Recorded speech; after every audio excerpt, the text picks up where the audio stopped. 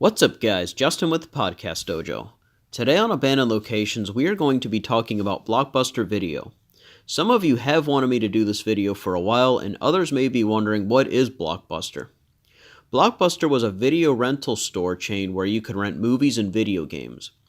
They were located throughout the United States, but internationally they were in Australia, Brazil, Canada, Denmark, Germany, Hong Kong, Ireland, Israel, Japan, Mexico, New Zealand, Norway, Peru, the UK, and Portugal. Yeah, quite a huge company. So without further ado, let's begin. Blockbuster Video was started in 1985 in Dallas, Texas by David Cook, who saw potential in video rental stores. David had sold computer software to oil and gas industries around Texas, and he opened the first Blockbuster store with around 8,000 VHS tapes. It was so successful that 3 more stores were added in 1986. Part of Blockbuster was sold in 1987 to Wayne Huizenga, who founded Waste Management, only to have David Cook resign from Blockbuster later in the same year. Wayne moved the headquarters to Fort Lauderdale, Florida, where he began aggressive expansion, which included buying out competition and ended up opening new locations. By 1988, Blockbuster had around 400 stores, and they opened up their 1,000th store in the early 90s. Viacom, who also owns MTV and Nickelodeon, purchased Blockbuster in 1994 for about $8.4 billion. Huizenga stepped down in the same year and passed ownership on to Steve Berard, who stayed for around a year and a half. Former Walmart executive Bill Fields took over and stayed until spring of 1997. John Antioco took over, but he unfortunately inherited a mess. New releases weren't making it to stores on time, and cutback in employees left the stores in shambles. When Viacom purchased Blockbuster, they were hoping they could use it to settle some debt they acquired from purchasing Paramount. But due to hard times for Blockbuster, Viacom ended up putting more money into Blockbuster than they had hoped.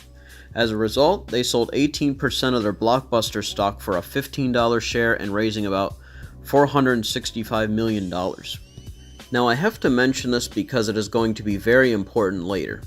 In 1997, a man by the name of Reed Hastings had misplaced a copy of Apollo 13 and ended up owing $40 in late fees. When he was on his way to the gym, he realized the gym had a better business model. Pay $30 or $40 a month and you can work out as much or as little as you want. And that's how Netflix was born. Funny, this reminds me of one of those origin stories where one of the hero's current adversaries is actually somebody they knew from the past. As the internet becomes more popular in homes around the late 90s, the internet was already being viewed as a threat to Blockbuster.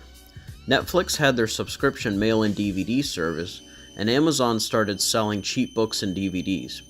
To combat this, Blockbuster teamed up with AOL to start streaming and DVD mailing services, as well as forming a partnership with TiVo and DirecTV.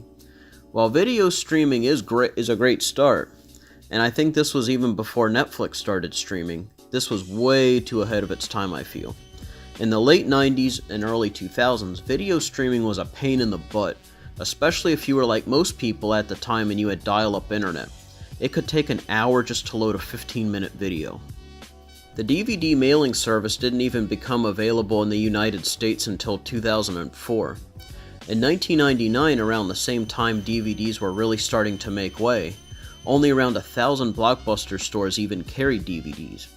In 2000, Blockbuster rejected a $50 million deal to merge with Netflix. In 2004, Blockbuster was hoping they could buy out the dying Hollywood video chain through a hostile takeover. However, Hollywood Video agreed to just be bought out by Movie Gallery. In 2006, Blockbuster would receive a new CEO, John Keyes, who was the former head of 7-Eleven. But before we talk about John Keyes, I want to talk about a controversy of Blockbuster that happened in 2005.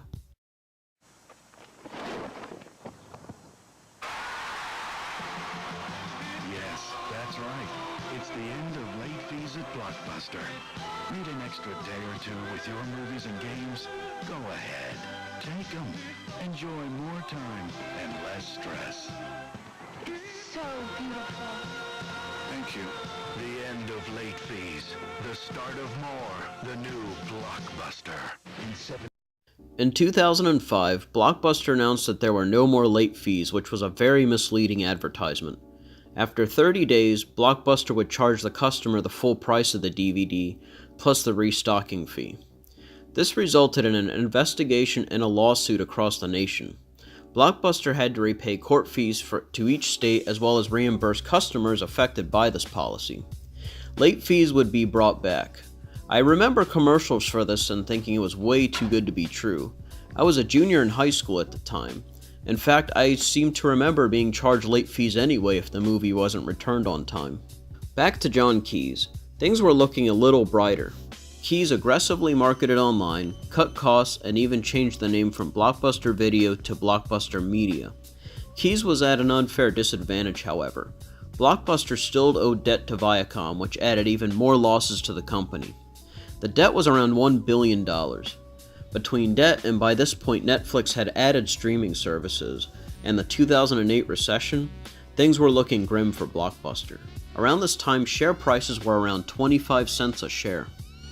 Blockbuster ended up filing for Chapter 11 bankruptcy in 2010, and Movie Gallery, their biggest rival at the time, died in the same year, making Blockbuster the only remaining national video rental chain. In 2011, Dish Network purchased Blockbuster and plans to knock the store count down to only around 600 stores. Blockbuster had over 9,000 stores in their prime. Blockbuster would cease operations in 2013. Ironically enough, the last video to be rented at Blockbuster was at a store in Hawaii called This Is the End. This was according to CBS News. This is extremely ironic, or this was somebody's idea of a joke. As of today, there is only one store remaining, and it is located in Bend, Oregon. It is independently owned, but how long will it stay around? Only time will tell. Also, despite having so many store locations, I don't even know if there's any standing abandoned locations.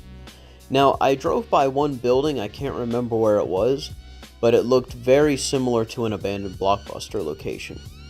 However, I think most Blockbuster locations at this point have either been refurbished or just totally gutted, not even resembling a Blockbuster anymore.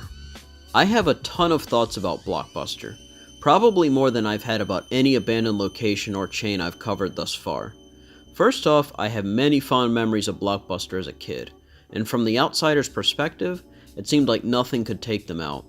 I even remember all the mom and pop video rental chains fell as long as Blockbuster was in town.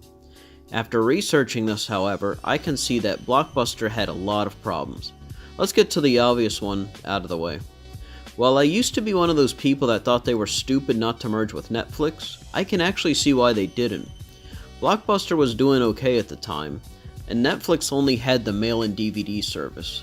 Had they refused the merge after streaming service was available, then yes, I would agree it was a dumb move on their part.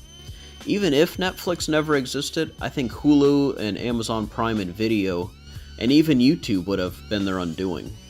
Second, the company went through way too many CEOs in a short time. As I've mentioned on the show before, change isn't always a bad thing, but when you have too many CEOs in a short time, a lot of their ideas will conflict and contrast with one another and won't provide consistent services or products. It always seemed that Blockbuster was either too early or too late to the party. I think the streaming services were way too early as the general public did not have the technology to handle it. I also hardly remember it being advertised. I didn't even know Blockbuster even had a streaming service until I did more research on them. I also think they were late getting on the DVDs at the stores as well as having DVD kiosks. Redbox had been providing DVD kiosks since about the early to mid 2000s, yet Blockbuster didn't offer kiosks until about 2008, when the economy and themselves were in trouble. Overall, I just think Blockbuster couldn't adapt to the changing market or times, and they finally bit the dust the way they did. So that was Blockbuster Video. Let me know if you have any memories of going to Blockbuster Video, or even working there. I've also done a video on their rival, which was Hollywood Video, so be sure to check that out as well. But either way, at the end of the day, I hope you enjoyed the video, and I hope you learned something. Until next time.